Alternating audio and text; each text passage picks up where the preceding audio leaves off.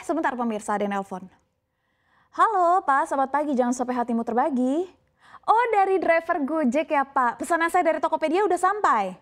Oh oke, kalau gitu sudah saya bayar pakai GoPay ya Pak ya. Terima kasih ya Pak ya. Ditelepon kan. Ya pemirsa, begitulah sekarang mau ngapain aja jadi serba gampang ya. Karena hadirnya 3 brand besar karya anak bangsa. Yaitu Gojek, Tokopedia, dan Gotoh Financial. Yang merupakan bagian dari satu grup perusahaan yang kita kenal sebagai Gotoh. Sejak lahir di bulan Mei 2021, Gotoh telah menjadi perusahaan teknologi dengan ekosistem terdepan di Asia Tenggara.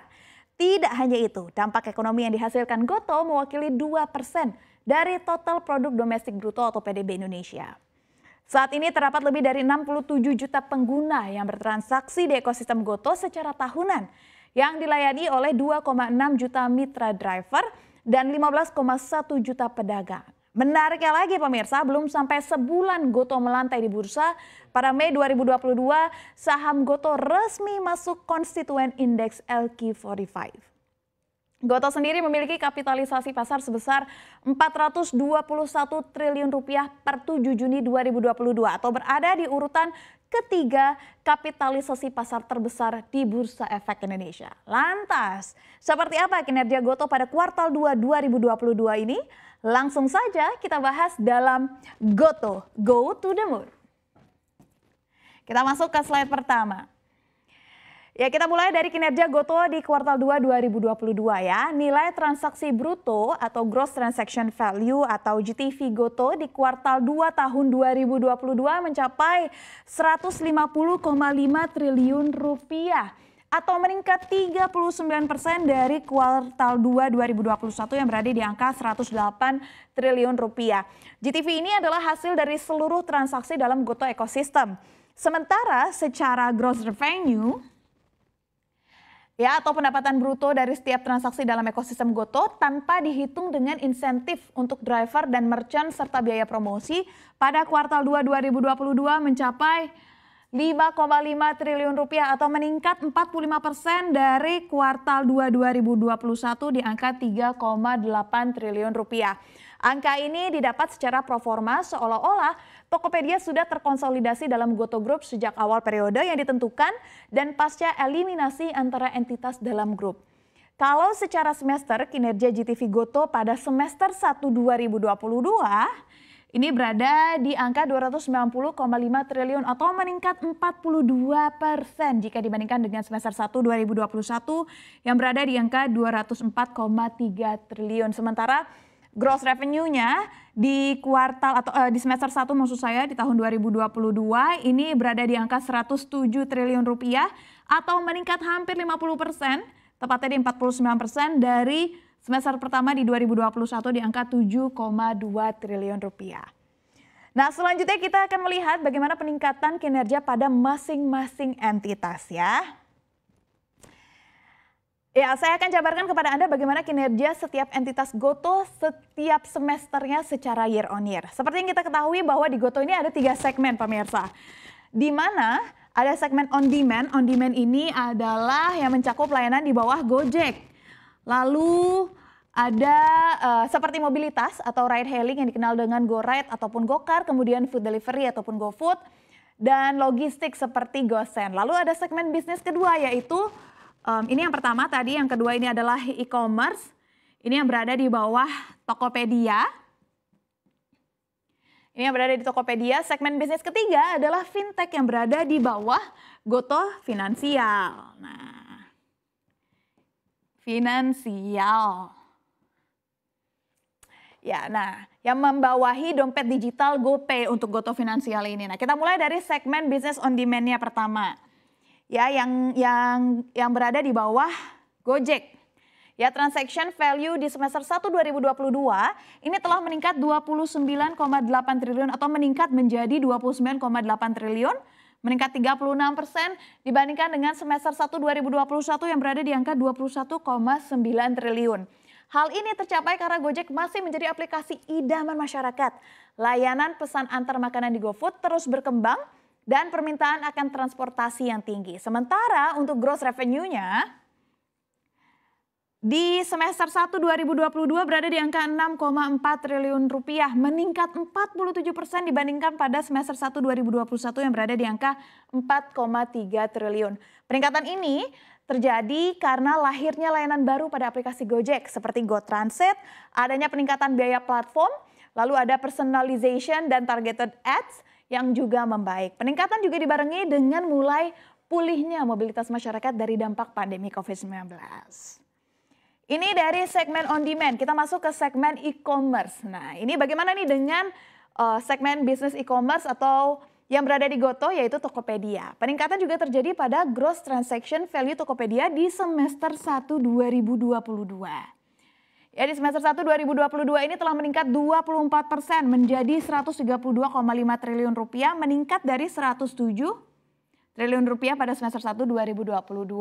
Kinerja baik ini disebabkan oleh pergerakan ekonomi yang membaik sehingga peminat otomotif, fashion ataupun produk-produk jangka panjang seperti home and living, food and beverage, mom and baby juga terus meningkat. Sementara kalau dari sisi gross revenue, ya ini pada semester 1 2022 telah tumbuh 56% atau berada di angka 4 triliun rupiah dari semester 1 2021 yang berada di angka 2,6 triliun rupiah. Peningkatan terjadi karena pendapatan dari iklan meningkat dan adanya platform fee yang dihadirkan pada Agustus 2022. Dari Gojek sudah, dari Tokopedia sudah. Sekarang kita lihat kinerja segmen fintech. Gotoh alias Gotoh Finansialnya ya. GTV layanan fintech yang dihasilkan pada semester 2 2022 berada di angka 164,8 triliun rupiah. Meningkat pesat 89% dari sebelumnya yang berada di angka 87,3 triliun rupiah. Nah, ini karena GoPay Coins yang kini mudah dicairkan dan menjadi universal currency di semua platform Gotoh. Serta tingginya penetrasi pengguna GoPay di Tokopedia ataupun Gojek. Nah, ini GTV-nya, bagaimana dengan gross revenue-nya? Ini juga meningkat pemirsa, di mana di semester 2 2022 ini meningkat 52% menjadi 0,8 triliun rupiah dari yang sebelumnya 0,5 triliun rupiah pada semester 1 2021. Salah satu faktor yang bakal mendorong prospek revenue Gotoh ke depannya ialah peluncuran layanan installment pay later atau GoPay Later cicil di Tokopedia pada akhir Agustus lalu. Ya, next mari kita lihat seberapa efisiensi bisnis dari Gotoh di semester 1 ini. Ada dua parameter yang berlaku bagi perusahaan teknologi. Yang pertama adalah seberapa baik margin kontribusinya. Dan yang kedua adalah nilai EBITDA-nya. Ya, yang disesuaikan tentunya. Apa sih sebenarnya kontribusi margin ini? Margin kontribusi ialah nilai pendapatan bersih atau net revenue setelah dikurangi dengan berbagai biaya variabel. Contoh nih pemirsa, ketika Anda membuat produk atau memberikan jasa dan mengenakan biaya variabel. Biaya variabel ini seperti biaya packaging dan ongkos kirim dan juga lain-lainnya. Nah, nilai sisanya ini adalah margin kontribusi. Nah, kalau misalkan EBITDA yang disesuaikan ini merupakan ukuran keuangan non-PSAK. Dimulai dengan rugi sebelum pajak penghasilan dan menambahkan kembali beberapa pos mulai dari biaya bunga, beban penyusutan, hingga nilai investasi pada entitas asosiasi di kuartal 2 2022. Margin kontribusi dan EBITDA yang disesuaikan sesuai dengan persentase dari GTV ataupun GTV milik Gotoh yang tumbuh masing-masing 47 basis poin dan 69 basis poin. Dibandingkan kuartal sebelumnya yang tadinya margin kontribusinya itu minus pemirsa di 1,8%. Terhadap GTV. Nah, sekarang mendekati positif atau hanya minus 1,3%. Begitu juga dengan adjusted EBITDA-nya ini yang awalnya di kuartal 1 2022 nih minus 3,4, namun sekarang meningkat di kuartal 2 2022 yang minus 2,8%. Nah, perbaikan margin ini karena biaya penjualan dan pemasaran Gotoh yang berhasil dipangkas hingga 7,8%. Kita masuk ke slide selanjutnya. Tentunya semangat Gotoh ini tidak akan berhenti sampai di sini ya. Gotoh akan terus menargetkan kinerja tumbuh positif pada kuartal 3 2022. Kita akan membahas target kinerja Gotoh di kuartal 3 2022. Dengan target GTV mencapai 156 triliun rupiah. Ini paling maksimal untuk GTV-nya. Lalu dengan gross revenue sampai dengan 6 triliun rupiah. Tentunya untuk mencapai hasil maksimal Sejak awal ini ataupun sejak awal Gotoh lahir begitu ya, pengeluaran yang dihabiskan itu tentu sangat besar. Maka dari itu Gotoh menargetkan break even pada margin kontribusi di kuartal 1 2024 khususnya untuk grup. Berarti untuk Gojek dan Tokopedia secara grup. Lalu sementara margin kontribusi layanan on demand services atau Gojek yang ini break even di kuartal 1 2023. Sementara untuk e-commerce service ataupun Tokopedia ini akan break even di kuartal keempat 2023. Lalu juga perlu diketahui pemirsa bahwa ada beragam integrasi ekosistem yang dimiliki mulai dari GoPayLater cicil yang hadir di Tokopedia.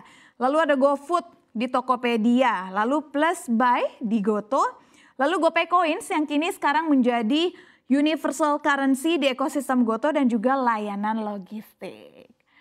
Nah pemirsa, jika kinerja baik ini terus dikejar, bukan tidak mungkin Gotoh akan tumbuh secara pesat dan lebih banyak memberikan manfaat kepada masyarakat. Yang penting apa? Mulai aja dulu, pasti ada jalan.